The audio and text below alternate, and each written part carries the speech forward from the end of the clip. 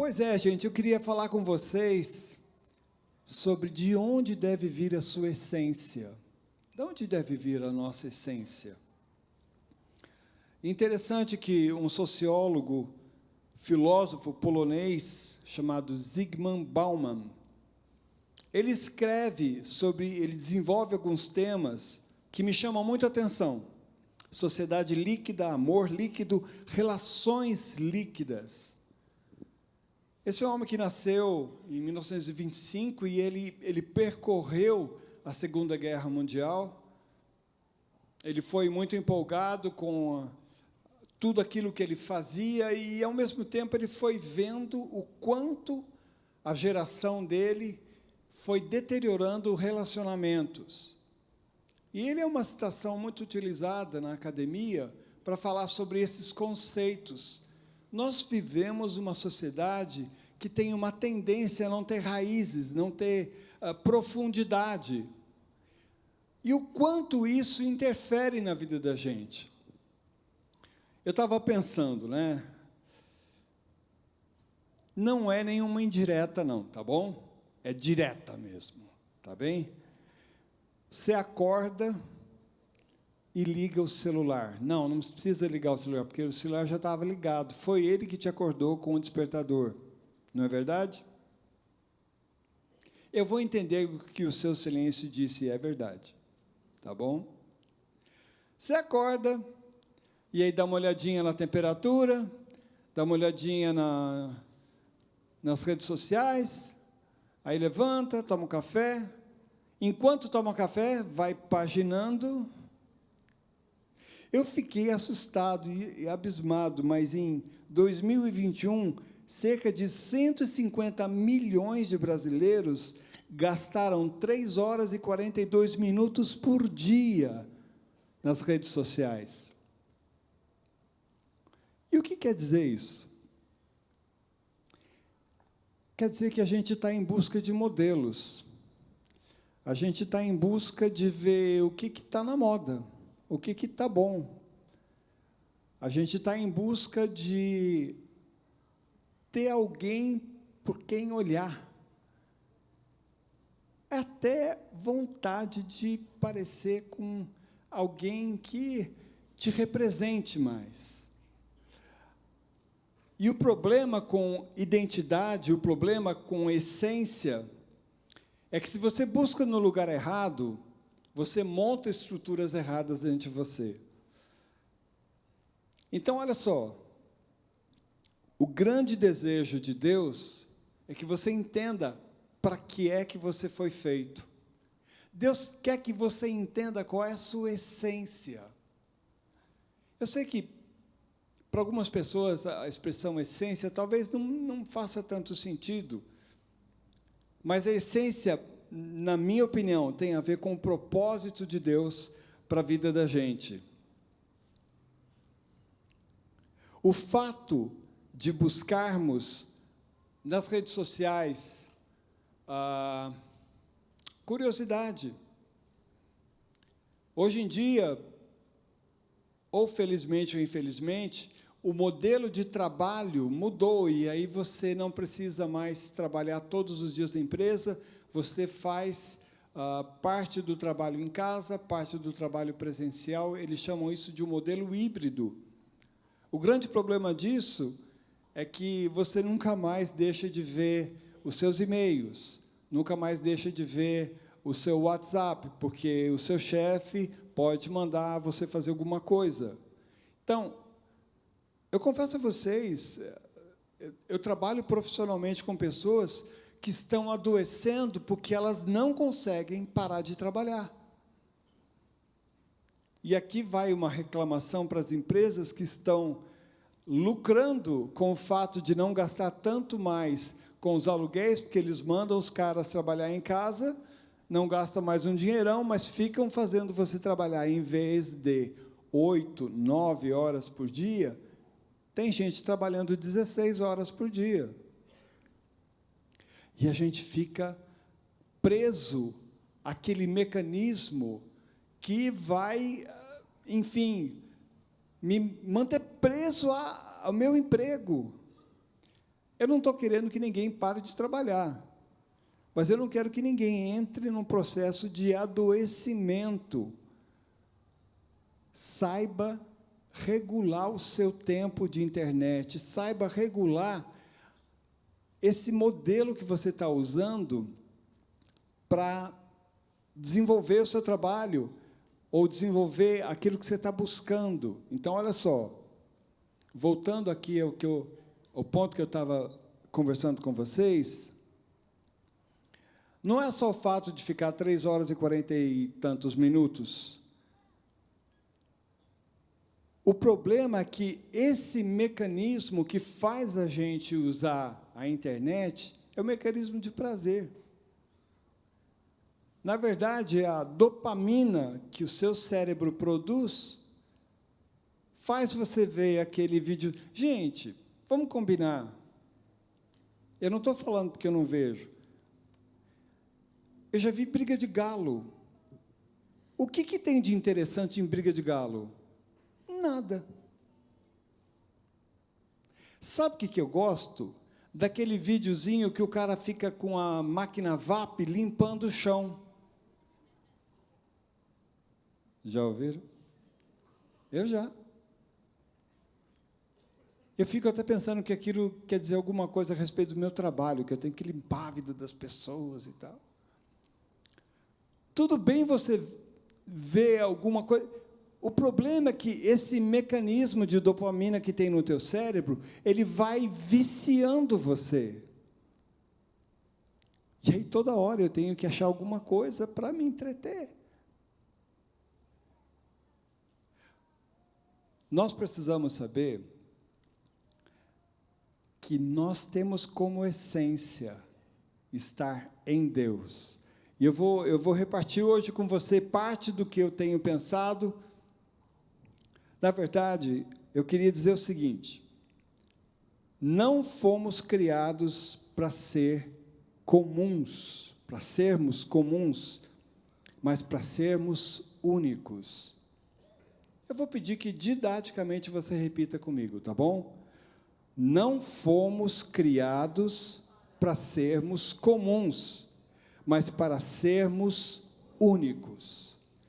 Deus criou você de uma maneira única, para revelá-lo, para conhecê-lo. Eu me dou o direito, muitas vezes, de ler alguns textos e ficar pensando. Eu vou dividir com vocês. Para mim, a criação do Gênesis é tão linda, tão maravilhosa. Deus cria o homem à imagem e semelhança dele. E aí ele põe o homem num jardim lindo. Mas eu tinha um problema teológico terrível com o jardim do Éden. Porque Deus criou uma árvore que tinha o conhecimento do bem e do mal. E aquilo me deixava muito preocupado, assim, como que Deus faz uma coisa que tem bem e mal? E Deus coloca essa árvore no centro do jardim. Eu estou falando de um texto que eventualmente você já leu algumas vezes. A árvore do conhecimento do bem e do mal, eu ficava pensando, puxa vida, Deus podia esconder a árvore, né, botar atrás do monte, né, para ninguém comer. Ele colocou a árvore no centro do jardim. E desenvolvendo o texto, você vai descobrir que a árvore era bonita, era cheirosa. Deus tinha uma intenção com essa árvore, sabia? Sabe qual era a intenção de Deus? Capítulo 3 do livro de Gênesis fala que Deus caminhava na viração do dia entre o jardim para ter comunhão com o homem. Meus queridos, a intenção de Deus era de chegar todo finalzinho de dia, sentar debaixo da árvore do conhecimento do bem e do mal e falar assim: Adão, senta aqui, vamos conversar. Vamos conversar. Adão, essa árvore não dá para comer agora. Porque eu tenho que te ensinar a vida. Eu tenho que te ensinar tudo aquilo que eu sei. Fomos criados à imagem e semelhança de Deus. O conhecimento de Deus precisava ser tutelado por Deus.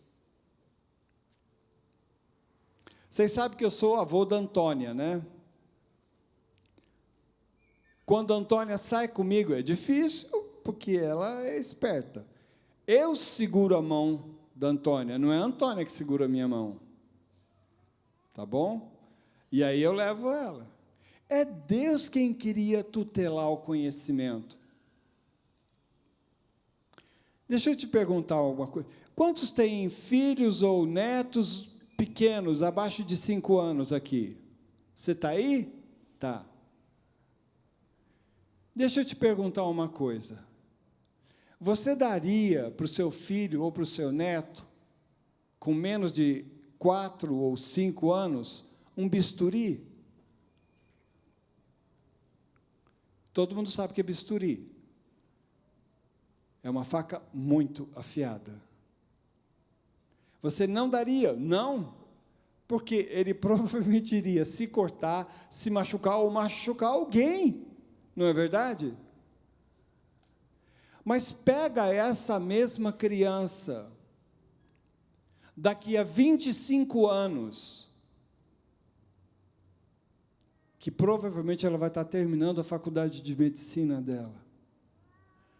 E o mesmo bisturi na mão dessa criança vai salvar a vida de alguém. Porque ela vai operar alguém. Porque ela vai ser uma cirurgiã. Qual a diferença? Era o mesmo bisturi. É a tutela de conhecimento que diferenciou aquele bisturi do começo e o bisturi do fim.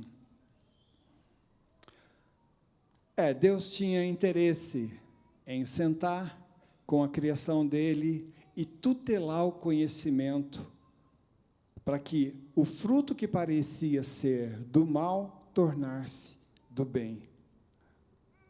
Queridos, Deus pretende, Deus intenta, Deus deseja tutelar o conhecimento, caminhar junto com você. Ele quer te ensinar as coisas. E Ele precisa, Ele espera que nós tenhamos o desejo de que Ele faça isso. Essência tem a ver com o nosso desejo por Deus. Na verdade, eu acredito que essência, ela aponta para algo que eu chamo de identidade desejável. A identidade é uma das coisas mais importantes da nossa vida, porque é por ela que nós nos expressamos de maneira única. Você conhece alguém e sabe como essa pessoa age? A gente se encanta com a amizade, com o amor de marido e mulher. A gente conhece uns aos outros pelo jeito da pessoa. Você sabe fazer bolo de banana? Gente, eu não tenho bola de cristal. Se você não fala, eu não adivinho. Tá bom? Quem faz bolo de banana, levanta a mão. Graças a Deus, tem bolo de banana o ano inteiro para a gente comer.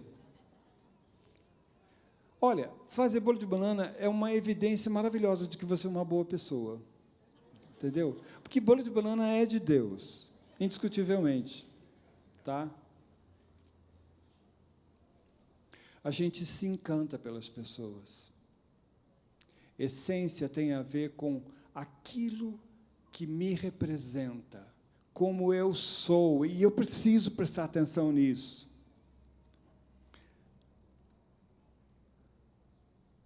Tem uma canção que eu gosto muito, está no CD A Cada Dia. Gente, não fala mais CD, né? Ixi, estamos velhos mesmo, né? Mas você encontra isso no Spotify ou nas mídias aí. Um dos trabalhos da comunidade, chamado A Cada Dia, tem uma canção chamada Oleiro, que eu escrevi.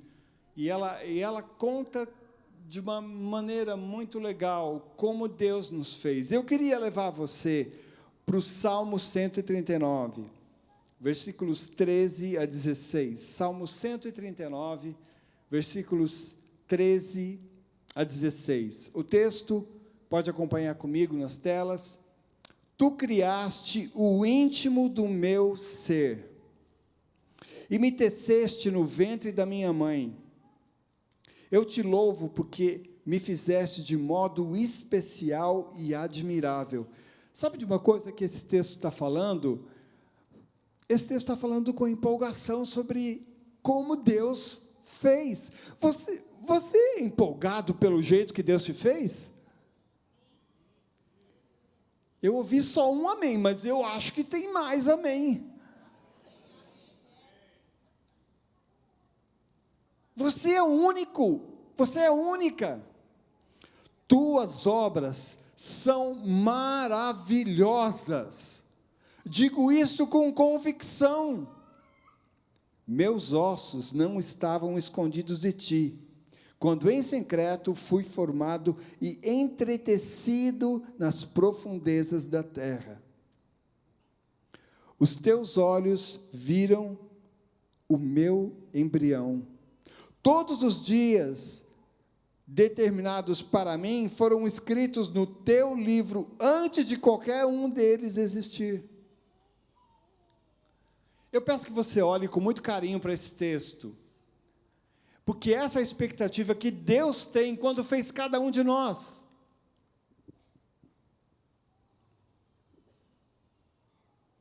Não, quem me fez foi meu pai e minha mãe. Eu sei que eles deram material para fazer isso. Mas a multiplicação das células, a multiplicação dos tecidos, a maneira, a personalidade, você, foi Deus quem fez você. E olha só, eu não estou aqui para ficar ouvindo, amém, vai pergunta, levanta, amém. Não, eu não estou aqui para ser animador de programa. Eu estou aqui para te acordar. Quando Deus fez você, Ele tinha uma intenção. E era uma boa intenção. Deus tinha um propósito, era um excelente propósito. E eu espero que você entenda que a empolgação do salmista, quando está escrevendo, dizendo que é admirável, como são maravilhosas as tuas obras, não está falando...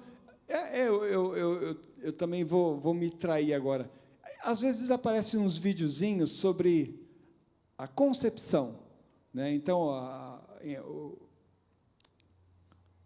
o espermatozoide encontrando o óvulo no corpo da mulher, e aí o bebê, e é rapidinho, né? E vai crescendo. Puxa, me chama a atenção tudo isso. E eu estou pedindo que você pense que você foi gerado. Silas, eu sei disso. Não, você não sabe. Eu acho que você não sabe. Porque quem te fez foi o Criador dos céus e da terra. E Ele te fez com propósito. Não para você viver na média. Eu tenho muito cuidado de usar essa palavra, porque eu não quero ser mal interpretado. Mas Deus não te fez para você ser medíocre. E ser medíocre é andar na média. Deus te fez para ser único. Tempero único da vida. Deus te fez para ser a pessoa que vai fazer a diferença. Então tá, vamos lá. Essência, ela promove aceitação. Isso me leva para mais um ponto, aliás, o primeiro ponto eu nem mencionei para vocês, mas identidade desejável é essa identidade que Deus quis, Deus sonhou, Deus te fez no ventre da sua mãe. Desenvolvimento humano, eu acho que é um ponto importante. Nascemos com a expectativa de um ambiente de acolhimento. Nós esperamos ser amados. Eu acho interessante isso. independente do lugar que você... A gente não escolhe a família que nasce, né? Alguém escolheu a família que nasceu?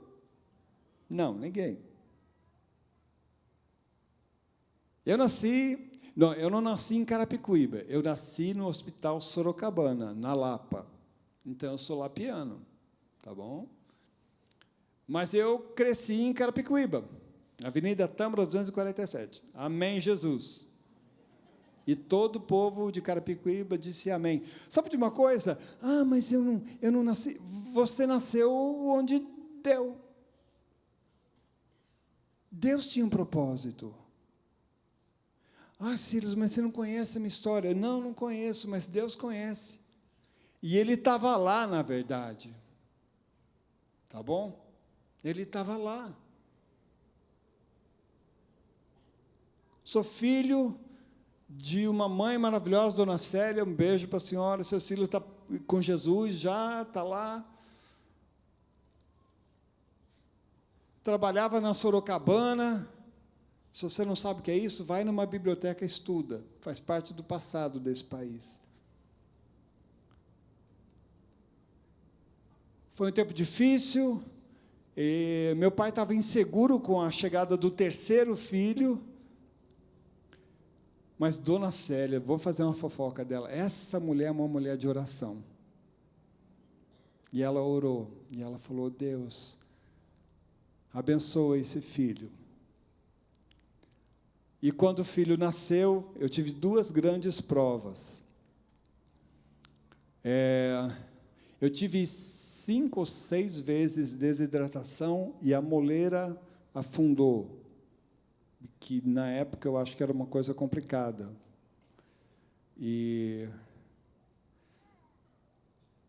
Enfim, a orientação que ela recebeu no hospital era dizer, olha, Dona Célia, vai para casa, toma um banho, traz uma roupinha, porque a criança não vai aguentar essa noite. Ela vai morrer. Minha mãe foi para casa e orou. E tem 63 anos que a coisinha deu certo. A outra prova é que eu acho que foi a mesma enfermeira que queria que botasse o nome no menino de Brasílio, porque eu nasci no dia da fundação de Brasília. Eu não sei se eu suportaria. Não, mas sabe de uma coisa? Desculpa se tem alguém chamado Brasílio aqui. Eu tive um grande amigo chamava Brasílio. Ele morava na frente da minha casa, lá em Carapicuíba, na Avenida Tâmara. E ele jogava um bolão. Eu tinha uma inveja dele, porque ele sabia jogar bola, eu não sabia. Olha só, a gente não pede para nascer, mas eu nasci. Eu estudei no colégio Engenheiro Mário Salles Souto. Tem alguém aí no Facebook que está... Eu acho que como chama isso? É uma página que fala coisas antigas de Carapicuíba. E ele está postando um monte de fotos. Gente, tem lá o meu colégio. Entendeu? A dona Deoclésia dava aula. Vocês conhecem a dona Deoclésia? Deveriam conhecer. Ô, mulher de... Não, ela era muito legal. Olha só. Mas ela era brava. Você escolheu o lugar para nascer? Você escolheu a família para você nascer? Não escolheu nada. Você não escolheu nem o colégio. Mas depois Bom, depois é depois. Você precisa entender que Deus tem planos para a sua vida. Olha só, estudando desenvolvimento humano, a gente, com certeza, vai até Freud, e uma das discípulas do Freud, uma mulher chamada Melanie Klein, uma austríaca, que conviveu na época do Freud, ela desenvolveu um conceito que a palavra ela não é comum. Gliscocariedade. Gliscocário é o ambiente de perfeição do útero. O que tem no útero? Tem algum útero com água fria? Vocês estão em dúvida, né? Vocês estão pensando que não tem útero com água fria, porque a temperatura do corpo da mãe, pelo menos, é 37 graus e meio. Então, a água está quentinha. Quem que não gosta de uma banheira quentinha? Tem alguém aqui? Vamos orar por você agora. Aliás, eu não entendo como tem gente que gosta de água fria, mas Deus sabe, tá bom? Então, mas glicocariedade diz respeito ao fato do bebê não precisa comer, não tem que ir no banheiro, não tem que se limpar, não tem que fazer nada. O bebê está lá naquela posição de feto, só crescendo, engordando.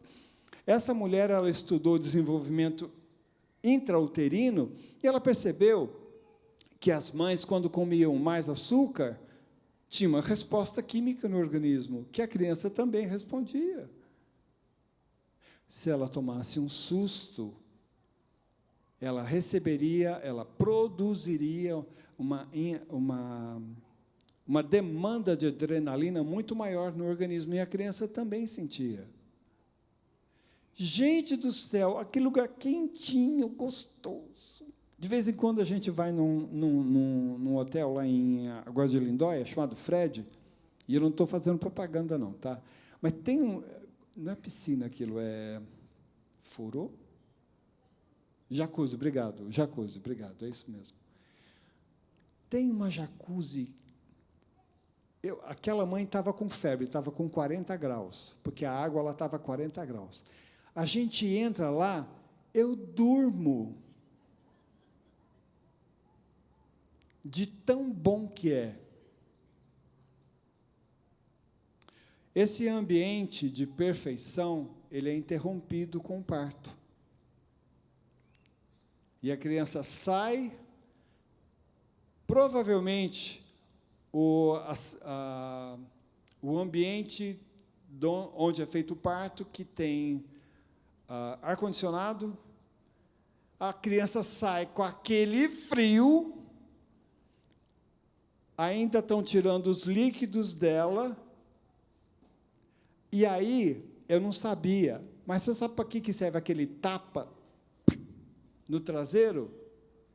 É para a criança chorar, para ela fazer a primeira absorção de oxigênio, e quando o oxigênio entra no pulmão dela, arde. Bem-vindos à vida. Deus criou você com um propósito. Deus criou você com uma intenção. Deus criou você para dar certo. E olha só, não me olha com essa cara de que essa é uma pregação motivacional. Não é, não, senhor? Nem não, senhora. Honestamente, eu quero que você saia hoje daqui diferente, assumindo aquilo que Deus tem para a sua vida. Esse conceito, então, que a Melanie Klein desenvolve, tem uma intenção também, em falar sobre o quanto precisamos ter afeto. E eu não estou falando só do afeto uns com os outros, eu estou falando afeto com você mesmo. Na minha graduação, no segundo ano de graduação, eu fiz parte da iniciação científica e nós estudamos o autoestima de crianças institucionalizadas. E esse estudo pretendia avaliar a autoestima das crianças que ficavam na tutela do Estado até que elas pudessem ser ou adotadas ou voltarem a seus parentes. E a gente tinha uma expectativa baixa, de uma baixa autoestima. Mas a comarca que nós fizemos a nossa pesquisa, o juiz daquela comarca tinha estabelecido pais que, enfim, tutelavam as crianças por um tempo e moravam numa casa. E, olha, surpreendentemente, as crianças tinham uma autoestima muito boa, brincavam, tinham uma relação saudável umas com as outras. E a gente ficou com aquela cara de quê, né? Eu achei que era, mas não é e tal.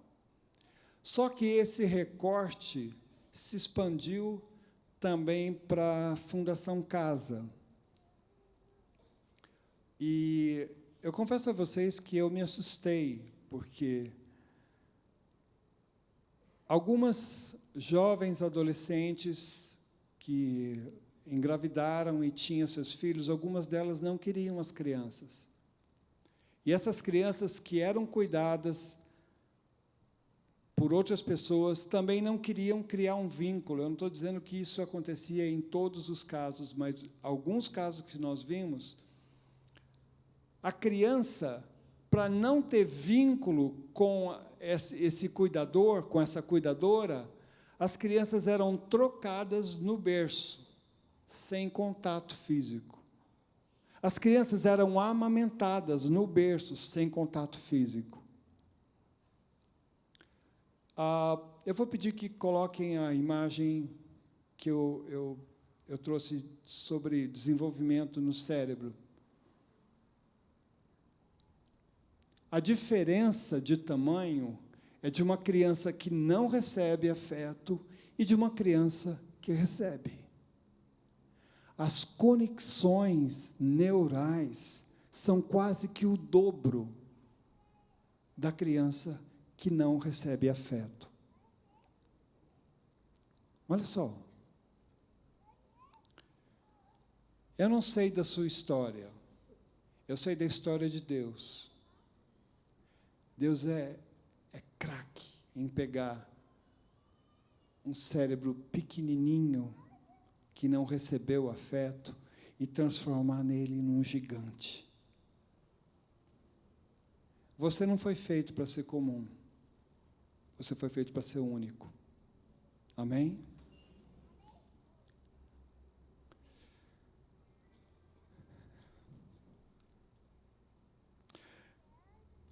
Três, identidade possível. É aquela que a gente consegue fazer, consegue estabelecer. Nós somos o resultado de diversas culturas, né? A sua família é italiana? Obrigado, querida, por avisar, viu? Madonna, né? A sua família é portuguesa? Tem bacalhau? Tem bacalhau? Tem, sim, senhor. A sua família é alemã? Não, minha família é brasileira. Quais são os tiques da sua família? As manias da sua família? Gente, eu acho tão injusto isso, né? Mas criança nasce com um time de futebol já, né? Ela não tem a mínima ideia do que é o Campeonato Brasileiro, mas põe uma camiseta na coitada da criança, né? Não, essa vai ser do time X. A gente vai construindo a nossa identidade.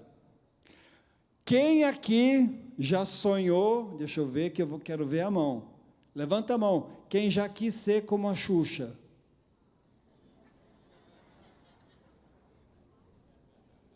Eu vou repreender esse pedido de mentira aqui, viu? Ninguém tem coragem de levantar a mão, né? Tem aqui. Mulher verdadeira. Também ali. Não tem problema ser igual a Xuxa, não, gente. Super-homem. Eu tive dificuldade de fazer esse link, sabia? Porque vocês sabem, né? Alguém já viu o National Kid? Conterrâneo. Nos anos 60, National Kid foi um herói da TV japonesa para levantá-los. Nossa, então, para por aí, porque está difícil. Está difícil. Quem sabe os seus heróis foram outros, né? Deixa eu ver aqui, eu listei.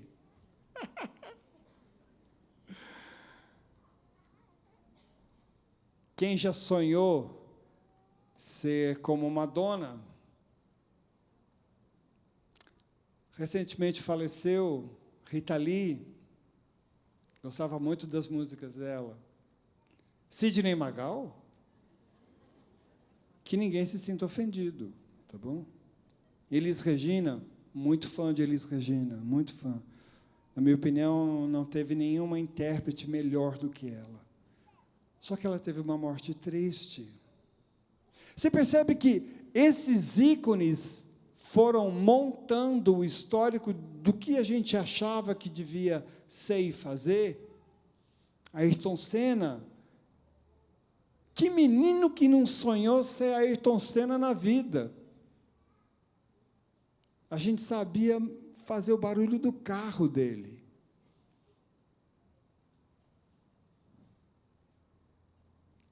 Eu espero que esse silêncio de vocês queira dizer que vocês estão entendendo o que Deus está falando com vocês. Porque essa identidade possível tem até uma coisa que eu acho muito séria. Tem um transtorno chamado transtorno de despersonalização ou síndrome de despersonificação, quando a pessoa é um tipo de distúrbio mental que o paciente ele sente constantemente desconectado com o seu corpo e com seus pensamentos. Ele não consegue ver nele uma coisa boa, ele precisa ser o outro.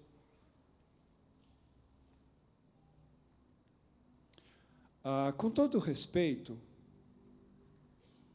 eu acho que Botox tem limite. Desculpa, eu acho. Não é da minha conta saber se você vai colocar silicone ou não, ou aonde você vai colocar silicone. Mas toma cuidado para não ficar esquisito. Gente,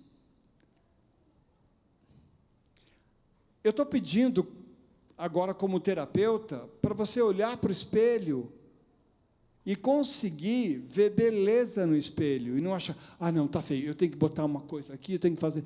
Eu vi esses dias o rosto de uma mulher que eu desconheci quem era.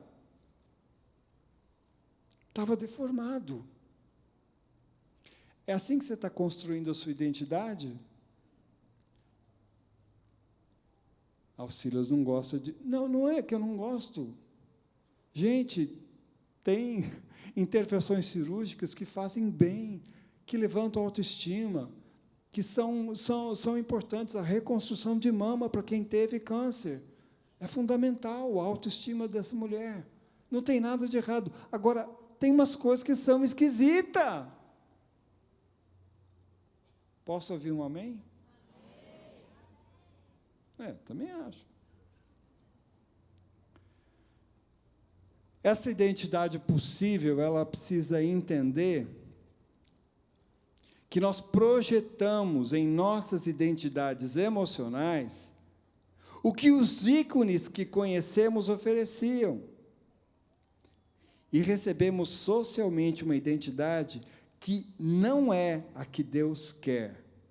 Qual é a identidade que Deus quer? Lembra lá do Salmo 139?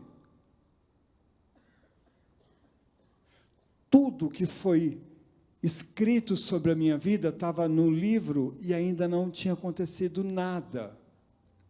Eu vou te dizer alguma coisa que deve acontecer com você.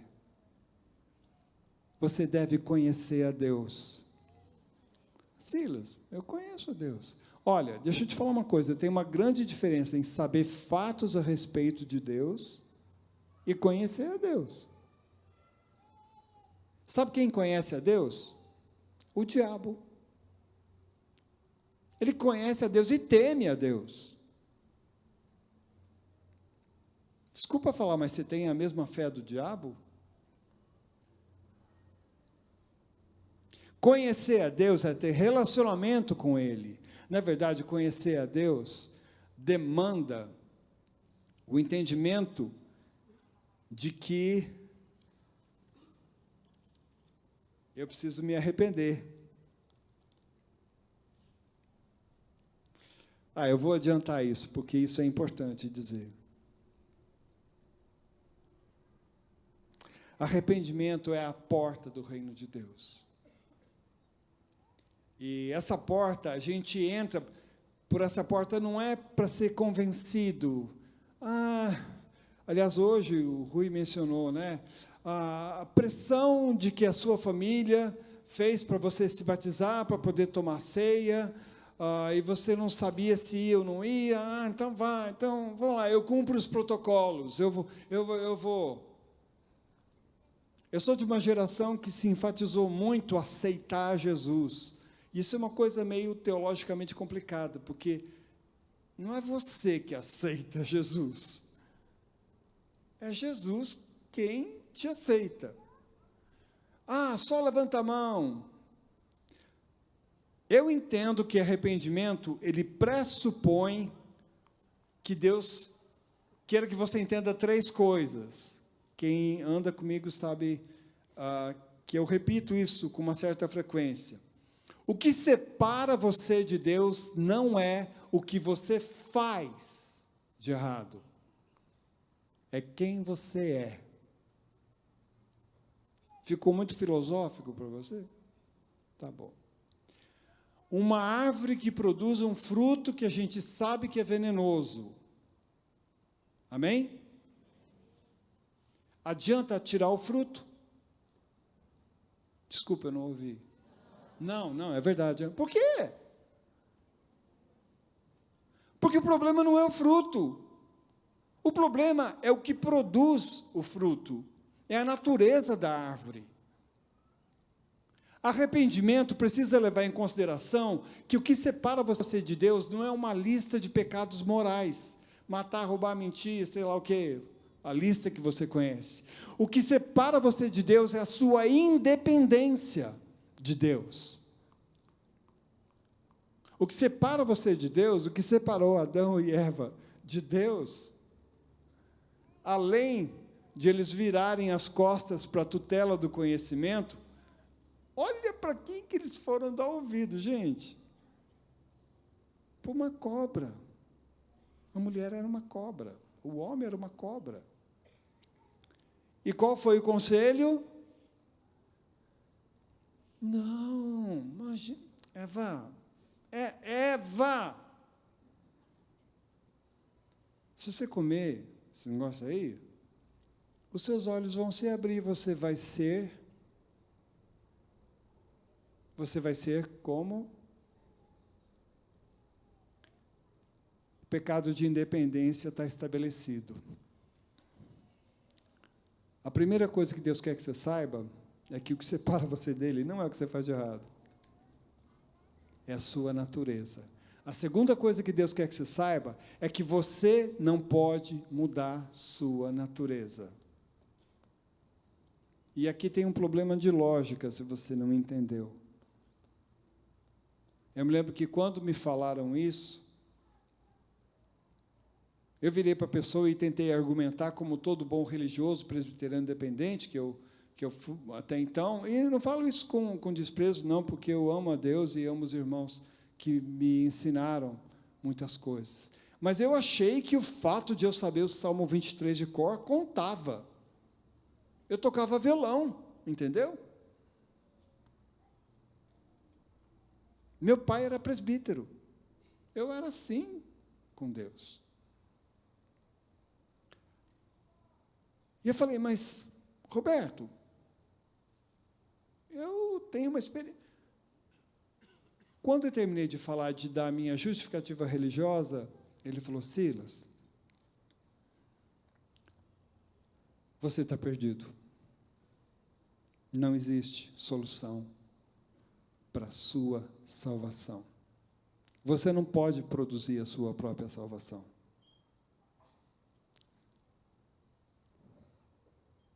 Todo mundo diga, graças a Deus. Tem o terceiro ponto. Tá bom? O terceiro ponto é aquele que aponta para a obra que Jesus realizou na cruz. Arrependimento só vai acontecer quando você entender que a obra que Jesus fez na cruz não apenas perdoaram os pecados. Diga de passagem que se Jesus viesse somente perdoar pecados, ele resolveria nosso problema?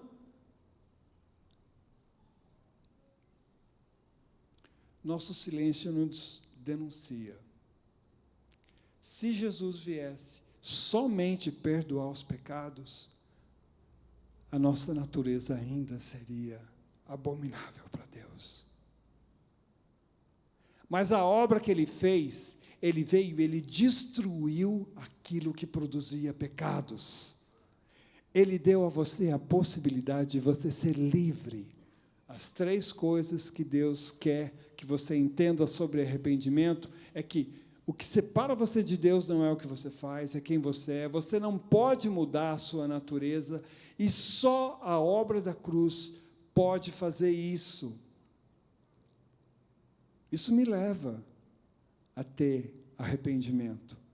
Isso me leva a entender que eu vou ter uma outra atitude, eu vou ter uma outra vida.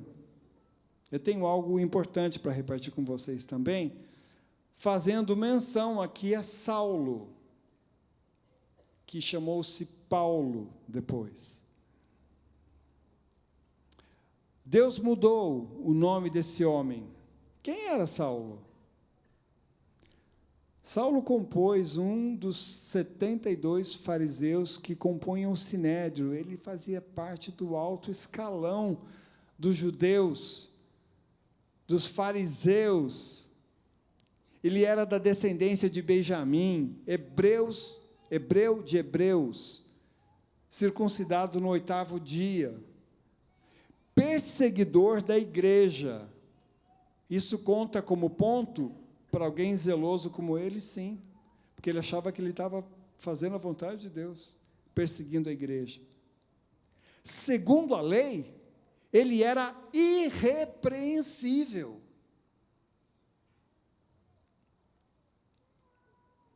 Eu quero que a gente leia Filipenses capítulo 3, dos versos 7 ao 14.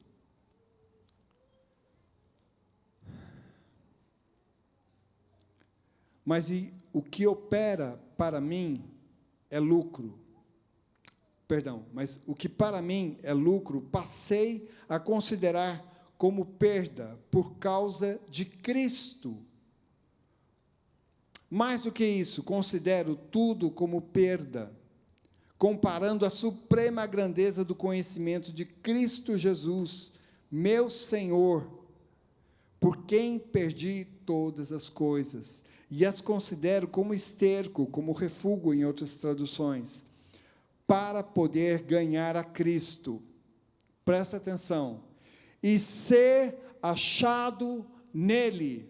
Meus queridos, essa foi a palavra que mais saltou ao meu coração nesse texto para dizer para você. Sabe onde deve estar a sua identidade? Deve estar nele. Você precisa se encontrar em Cristo Jesus. Você precisa saber que Deus te fez. Aliás, tem uma citação aqui que eu quero ler.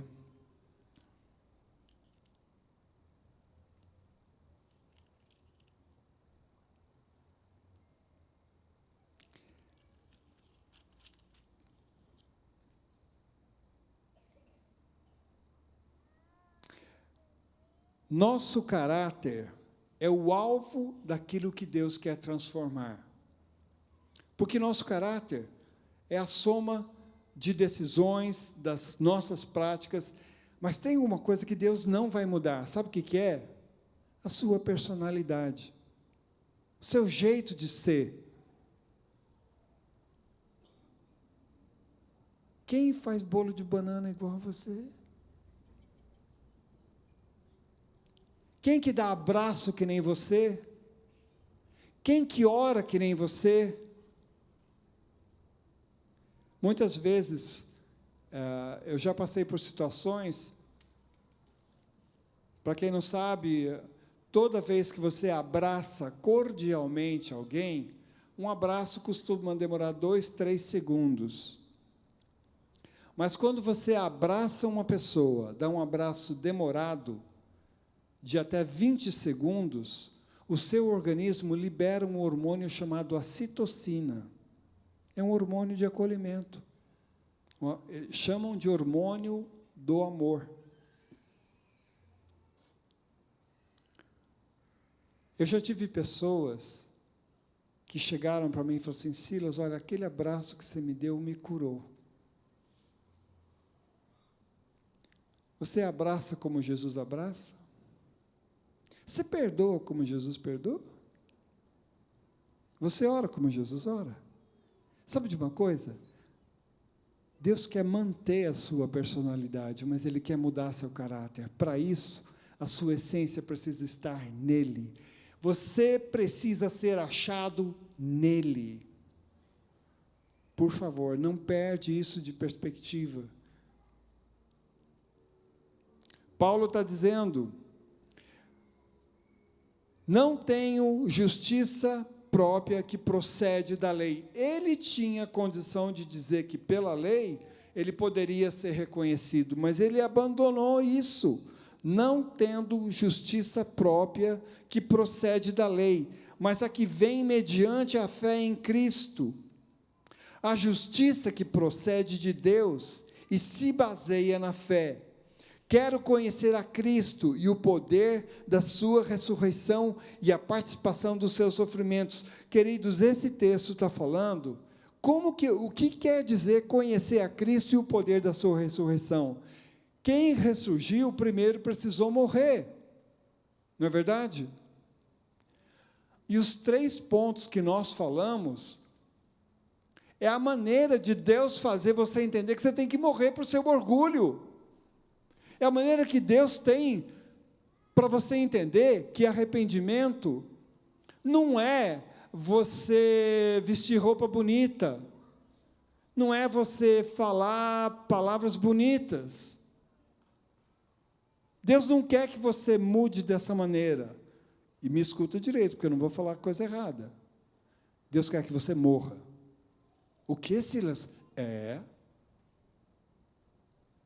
Deus quer que você morra para o seu egoísmo. Deus quer que você morra para a sua carnalidade, no sentido de você se tornar o centro do universo.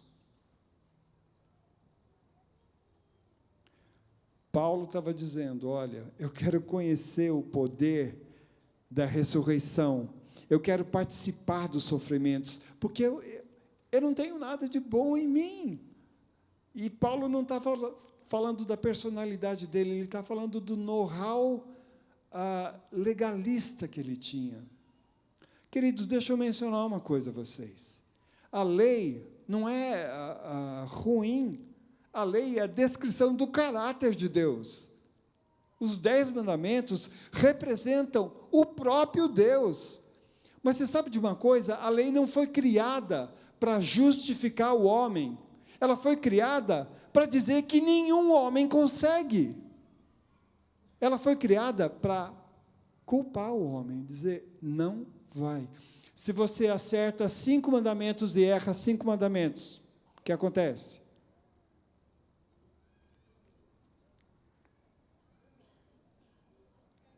Não consegue. Se você acerta 8 e erra só 2,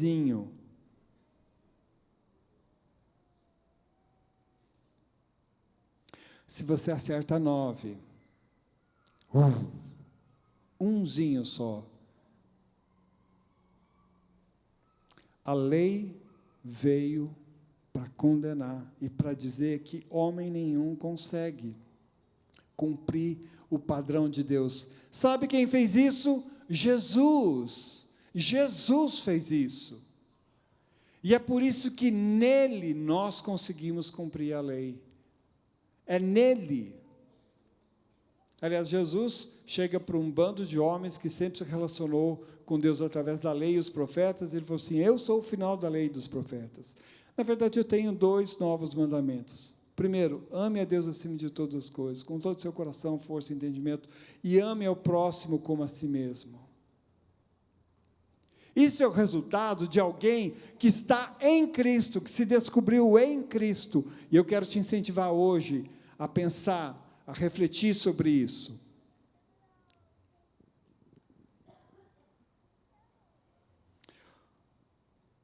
Continuando o texto: tornando-me como ele em sua morte, para que de alguma forma alcancemos a ressurreição dentre os mortos. Versículos 12. Não que eu tenha obtido tudo isso, ou tenha sido aperfeiçoado, mas prossigo para alcançá-lo, pois para isso também fui alcançado por Cristo Jesus. Irmãos, não penso que eu mesmo já tenha alcançado, mas uma coisa faço, esquecendo-me das coisas que para trás ficam, e avançando para aquelas que estão diante de mim, prossigo para o alvo, a fim de ganhar o prêmio do chamado celestial de Deus em Cristo Jesus.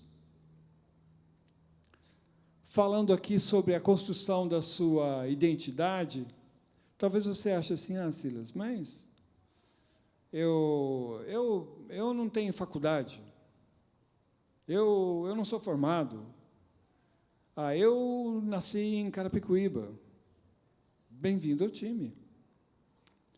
Não, eu nasci, o Lorival hoje contou de regiões lá do Nordeste, que já foi considerado a Somália brasileira, lugares muito pobres. Como Paulo, a gente está decidindo esquecer o que para trás fica, e a gente olha para o soberano plano que Deus tem para a vida da gente. A nossa essência está onde? No nosso passado? Não, está em Deus. No seu passado, eu acho que ninguém deve ter uma visão ruim do seu passado.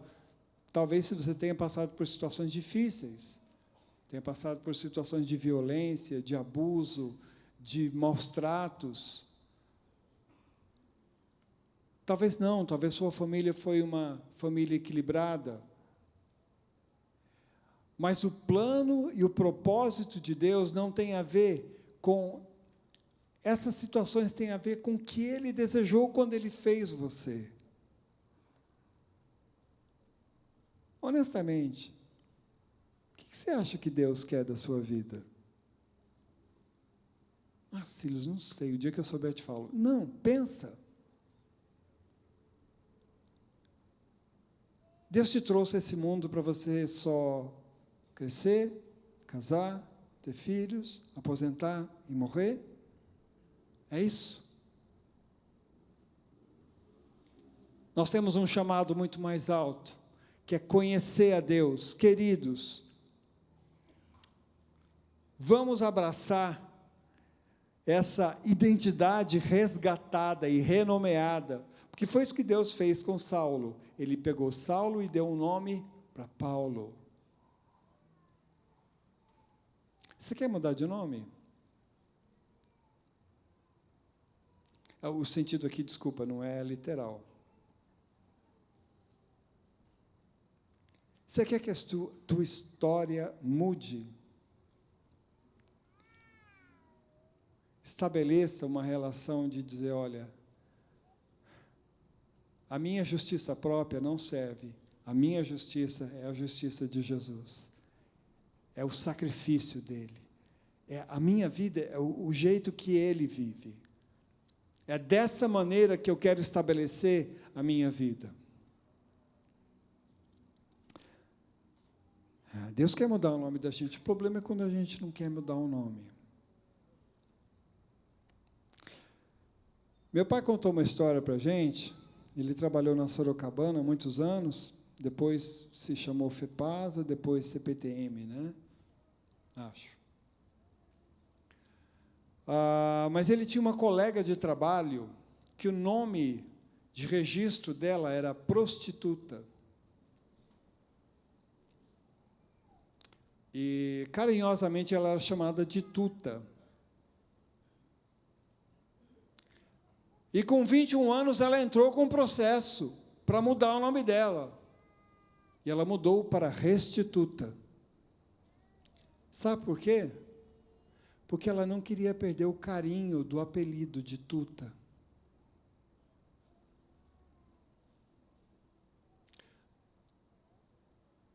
Deus quer mudar o nome da gente para dizer que a sua história vai ser diferente a partir do momento que você se encontrar nele. Estou acabando.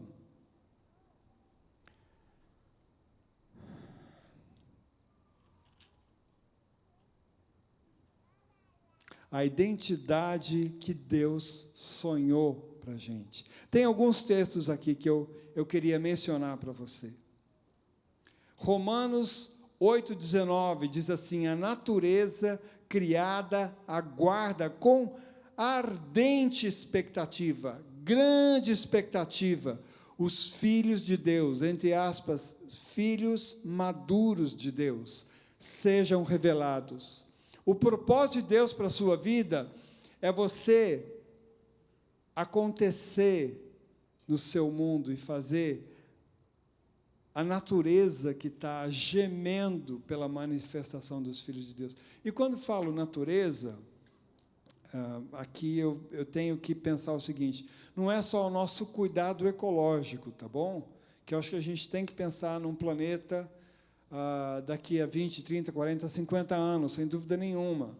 Né? Não dá para ficar jogando lixo. Mas essa natureza não é só a natureza, não são só as selvas e os mares, são as pessoas sem Jesus, elas aguardam a manifestação dos filhos de Deus. Lorival contou hoje, né, que ele foi, acho que numa loja de material de construção, estava sendo atendido por alguém que reclamou de uma dor e tal, e ele falou: não, impõe a mão sobre seu estômago, e ele orou por ela, e ela foi curada. Esses dias eu estava passeando no shopping e encontrei um querido amigo meu, que estava meio que andando assim, sabe, tipo Robocop? Sabe, a pessoa está meio travadona, né? Estava assim, e eu vou, fulano e tal, eu imagino isso aqui lá, estou com dor e tal.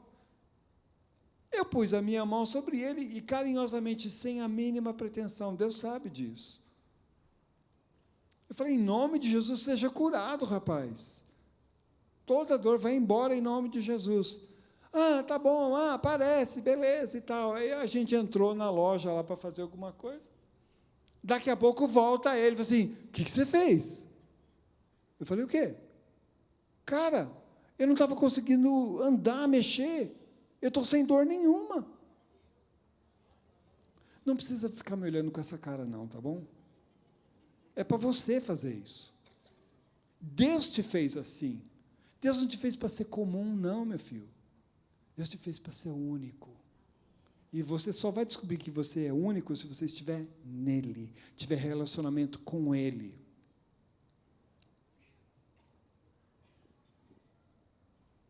Amo esse texto, Efésios 4, 11 a 14. Ele designou alguns para apóstolos, outros para profetas, outros para evangelistas, outros para pastores e mestres, com o fim de preparar os santos para a obra do seu ministério, para que o corpo de Cristo seja edificado, até que todos alcancemos a unidade da fé, do conhecimento do Filho de Deus e cheguemos à maturidade, atingindo a medida da plenitude de Cristo. O propósito é que não sejamos mais como crianças levados de um lado para o outro por ondas, sendo jogados de lá para cá por ventos de doutrina, pela astúcia e pela esperteza de homens que induzem ao erro. O propósito de Deus para a sua vida é para você ser maduro, para você ter a estatura de Jesus, para você ser enraizado em Deus.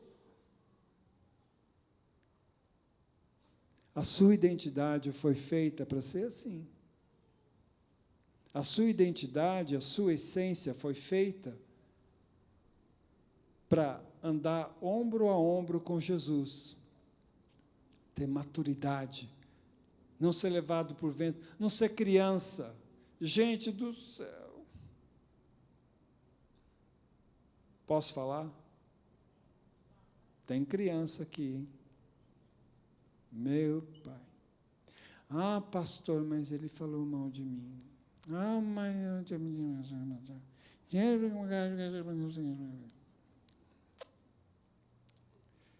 se tem alguma coisa que faz uma igreja sofrer, chama obra da carne. E uma delas chama-se maledicência. Eu estou aqui desde o início da comunidade, pastoreando desde o início da comunidade. E tem 6 coisas que Deus detesta, mas a 7ª, Ele vira os olhos, Ele abomina, que é semear contenda entre os irmãos. Pode dar um conselho de pastor? Só para quem falou amém, então. Para de fofocar. Para de falar da vida dos outros. Você gosta que falem da sua vida? O alvo de Deus é ter uma igreja madura. Uma igreja que não é criança. Abaixa o berçário celestial. Para com isso. Cresce, meu. Cresce. Vai buscar Deus. Vai orar. Não fica me olhando com essa cara, não. Vai orar. Eu oro por você, por que você não pode orar por mim? Sabe que eu falei das fofocas do Espírito Santo, né? Eu e o Espírito Santo, a gente está botando você na boca do anjo. Não pode falar que é boca do sapo, né? Então, estou botando você na boca do anjo. Eu estou orando para você, sabe por quê? Para você voltar a ser apaixonado pelas Escrituras. Para o seu tempo devocional, ser aquela coisa que você não quer trocar por nada. A palavra de Deus vai falar com você, mas você tem que ler, tá bom?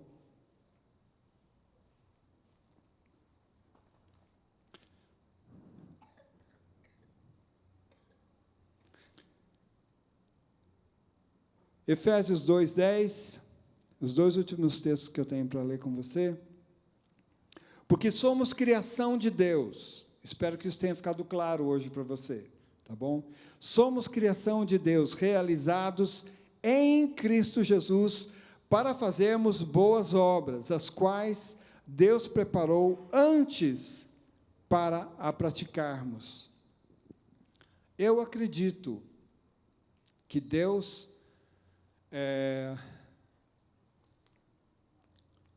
não só as mulheres têm útero para Deus, homens também têm. E para Deus, Ele colocou também óvulos dentro dos homens, não físicos, mas emocionais. Deus sonhou. Deus sonhou. Repita comigo, Deus sonhou sonhos para mim. Deus quer fecundar esses sonhos. Somos feitura sua, criados em Cristo Jesus, para boas obras. E não vamos ter um entendimento mequetrefe de boas obras. Boas obras não é ajudar a velhinha a atravessar a rua. Também é ajudar, quando ela quer, né, ajudar. Conhece a piada, né, Rui? Acho que é a mais velha que eu conheço. Os 3, como chama?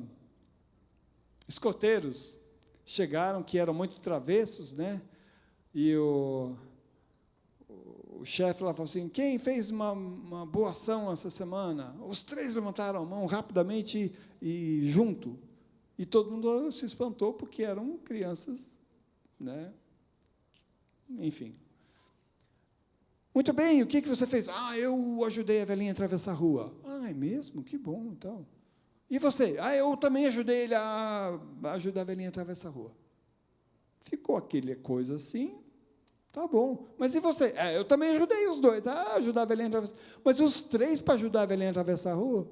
Eles falaram, ela não queria ir, a gente levou. Isso não é boa obra. Isso não é boa obra. Deus sonhou boas obras para você. Deus sonhou você compondo canções, escrevendo livros. Deus sonhou você impondo as mãos sobre as pessoas, elas sendo curadas. Deus sonhou fazer você de um grande empresário para poder investir no reino de Deus, para construir casas lá no Nordeste. Gente que não tem expectativa de vida. E você vai chegar lá e vai suprir pessoas. Deus sonhou sonhos a seu respeito.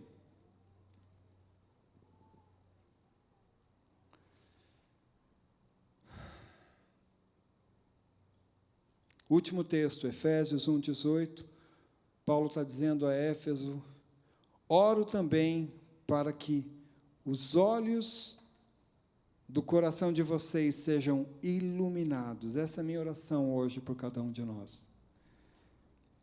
Eu oro para que os olhos do coração de vocês sejam iluminados, a fim de que vocês conheçam a esperança para a qual Deus nos chamou, as riquezas da gloriosa herança dele nos santos, e a incomparável grandeza do seu poder para conosco, os que cremos, conforme a atuação da sua atuação poderosa.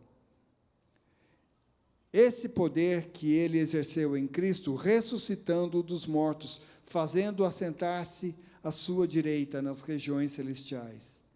Muito acima de tudo, e de todo governo e autoridade, poder e domínio, e todo nome que se possa mencionar, não apenas nessa era, mas também na que há de vir.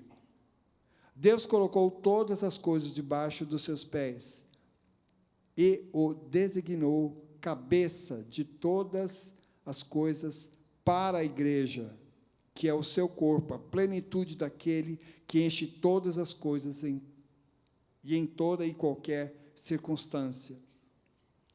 Deus coloca Jesus como cabeça, mas sabe quem é a igreja? Faz assim com o dedo, faz favor. Todo mundo assim com o dedo? A igreja não é Jesus, a igreja sou eu. Você é os pés de Jesus. Vocês são as pernas de Jesus. Vocês são os braços de Jesus. Vocês são as mãos de Jesus. Vocês são os olhos de Jesus. Queira Deus que nós tenhamos a abertura para entender que nossa essência não vem daquilo, não vem do nosso histórico, não vem do seu pedigree, não vem se você é rico, pobre, gordo, magro, alto, baixo. A nossa identidade vem de Cristo Jesus. Amém? Vamos ficar em pé. Gostaria de orar junto com você.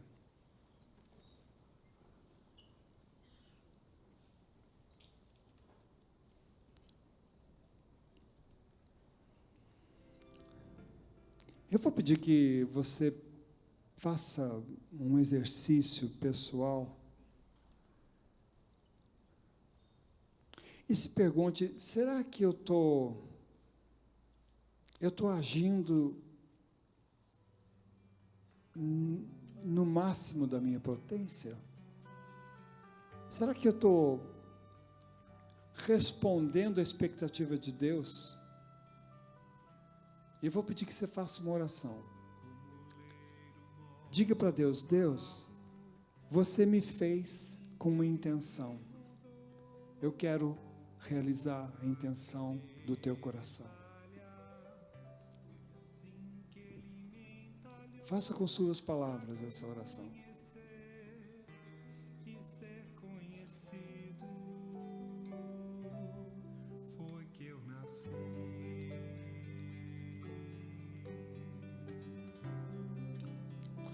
Ó Deus, nós te pedimos que hoje o nosso coração se alinhe com o desejo que o Senhor teve quando o Senhor pensou a gente.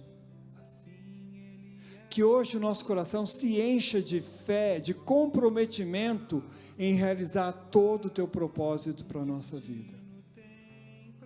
Ó Deus, nós abrimos mão